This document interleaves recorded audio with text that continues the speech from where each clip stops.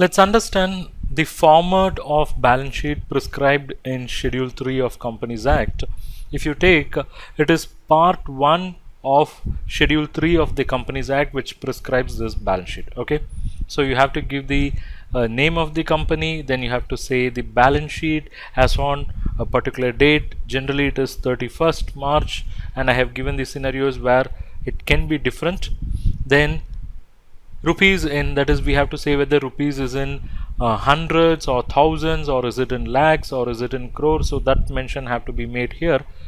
Then comes the format. Here you have the particulars, then note number, figure at the end of the current reporting period, then figure at the end of the previous reporting period. These two information is very important. That is, when you give the information for the current reporting period, you should give information for the previous reporting period as well. The only exception is with respect to companies which are preparing their first balance sheet, since they will not have their previous financial year. That is the only companies where previous reporting period, that is this column, is excluded. For all other companies this column is mandatory. That is, you have to give both current and previous year figure so that the reader will be able to understand what was the movement. Okay, now this side or this portion is basically called as equity and liabilities. Okay, why do we, or what do we mean by equity? Equity represents the portion which are funded or which belongs to the owners of the company, basically shareholders. Okay, whereas the liabilities represents the portion which are payable to outsiders. Okay, so we have this broader heading, equity and liabilities. Under that, the first classification or first category is shareholders funds. So we have shareholders funds. Under that, the first classification is share capital. This is the money which are directly brought in by the shareholders by subscribing to the equity share capital. Then the second one is reserves and surplus. These are all the reserves which are created for some specific purposes from the profits, or they are created for specific purpose, and the surplus represents the profit available after meeting all expenses, even after paying dividends. So they will be carried under this head. And if any money is received against share warrants, they have to be disclosed separately.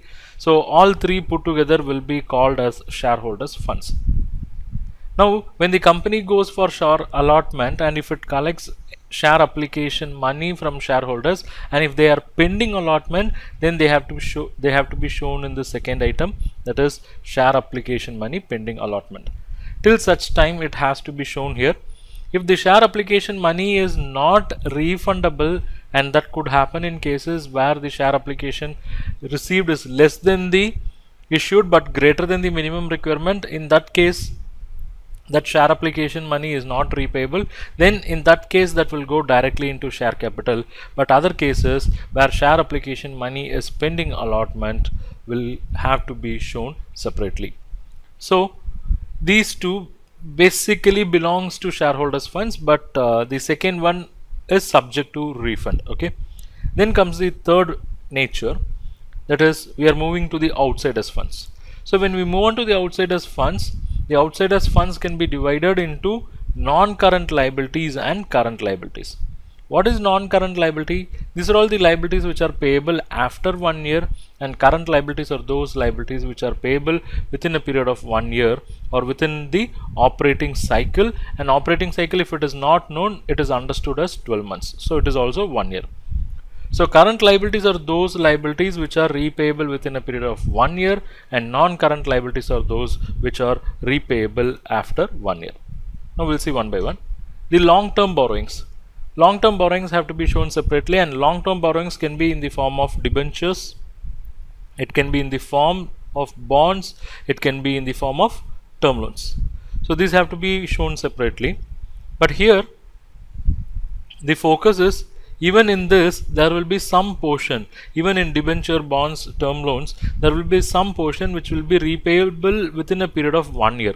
Okay, that portion will come under other current liabilities. Okay, so for understanding, let's say the company has term loan outstanding of 100 crore, of which 10 crore is repayable within 1 year, then 100 minus 10, only 90 crore will be shown under long term borrowings, whereas 10 crore will go to other current liabilities under maturities, current maturities of long term borrowings. So this point got to be understood. Then we have deferred tax liabilities, and the position is net. So if you have deferred tax liabilities exceeding the deferred tax asset, then that would come under the long term liability. But why these deferred tax liabilities are coming under long term? Because they do not get adjusted within 1 year, they'll get carried over year after year. Okay, so that is the reason. Apart from these long term liabilities, deferred tax liabilities, the companies can also have other long term liabilities. For example, let's say the machinery purchased on credit, deferred credit terms, so it is payable after 2 years or after 3 years, then those cases will come under here. And sometimes long term provisions will be made, but again that have to be classified as provision made for employee welfare purposes, say something like provision made for gratuity, provision made for provident fund. So all those will come under long term provisions for employees, then others. So that bifurcation is required. So that's about the long term liabilities and provisions. Next we'll move on to the current liabilities. I told you current liabilities are those liabilities which are repayable within a period of 1 year, and we have to classify them. Number one, what are the short term borrowings? They are basically the borrowings from the bank in the form of cash credit or overdraft. Okay, and the trade payables, these are all the money which are availed from the suppliers. These are all the money which is, it is not in money equivalent, it would rather be against stock. You would have purchased the stock for which you have a payable, so they will be called as trade payables. And there can be other current liabilities, for example salary payable or rent payable, or many expenses which are pending payment, so we call them under other current liabilities. And some short term provisions can be made, maybe for tax purposes. Okay, short term provision for tax, or you make a provision for any particular known expenses, so all those will come under short term provisions. So this is how the first part of the balance sheet, that is equity and liabilities, are structured. So understand, balance sheet is basically a statement which is going to show the financial position of the business as on a particular date. And what balance sheet basically communicates is, it will show you what are the sources of funds. That's what we have seen here. The sources of funds are equity and liabilities, and these sources of funds are used for various purposes. That is, they are used for various assets. So when we say assets, we can classify the assets into two categories. One is non-current asset, the other one is current assets. What are current assets? Current assets are those assets which can be converted into cash within a period of 12 months. Then non-current assets are those assets which will take more than 12 months to get converted into cash. So we say 12 months because it is on the assumption that it is an operating cycle. So current assets are those assets which can be converted back into cash within a period of operating cycle, and if operating cycle is not known, then it is assumed to be 12 months. And non-current assets are those assets which were not acquired with an intention for immediate sale purpose, but rather for use in the business, or by nature they would take more than 12 months time for conversion. Now let's see what are the items that will go under non-current asset. See, non-current asset, the major one would be the fixed asset. Fixed assets are those assets which were acquired by the business not with an intention to sell immediately, but rather to use it for a longer period. That's why we call them as fixed asset.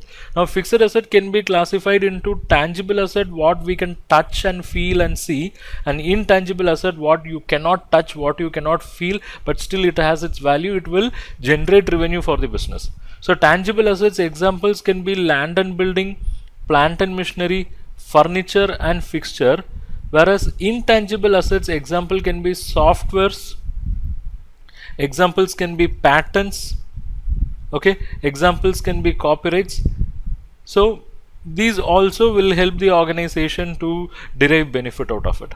Then some capital expenditure work may be in progress, that should also shown under fixed assets, and if any intangible assets are under development, they also got to be developed, or they also got to be classified under fixed assets. So understand, Fixed assets are those assets which were acquired with an intention for use and not with an intention to sell. They have to be classified into 4 types: tangible, intangible, capital work in progress, intangible assets under development. Then we'll also have some other non-current assets apart from fixed assets. That is, we can have some non-current assets like where investments are made, some long-term investments in shares, bonds, okay. And if there are deferred tax asset, then they have to be classified under non-current asset. Loans and advances, where loans are given for a period greater than 1 year. It may be to related parties, it may be to outsiders, but that will come under non-current asset. And if there are any other non-current asset, that got to be classified. Then let's move on to current assets. What are current assets? Current assets are those assets which can be converted into cash within the period of 1 year, and they basically arise out of your operations. For example, you purchase materials for the purpose of production. If there are unconsumed materials, you will call it as raw material stock. If there are materials in various stages of work, we'll call it as work in progress. If the materials were produced, we'll call it as finished goods. And if they are unsold, we are going to call it as finished goods. Once the material have been sold, and if the payment is not received from the customer, then we'll call them as debtors or receivables. And once we receive the money from the customer, it will be in the form of cash. So basically, these are all the critical or important items of current assets. So these 3 items, raw material, work in progress, finished goods, can be put together called as inventory. The amount which is still pending from the customer can be called as trade receivables.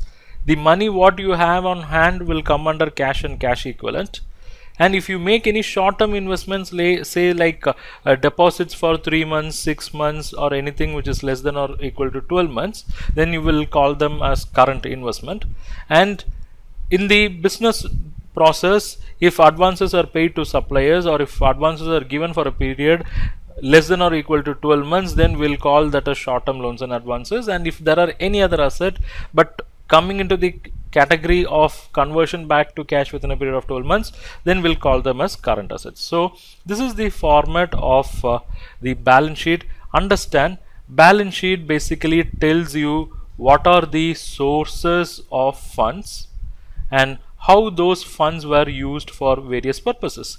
The funds were used for acquiring fixed assets. The funds were used for acquiring current assets. So this is a statement which would basically tell you what are the sources and what are the uses of funds. That's why we say balance sheet will communicate the financial position of the company as on a particular date.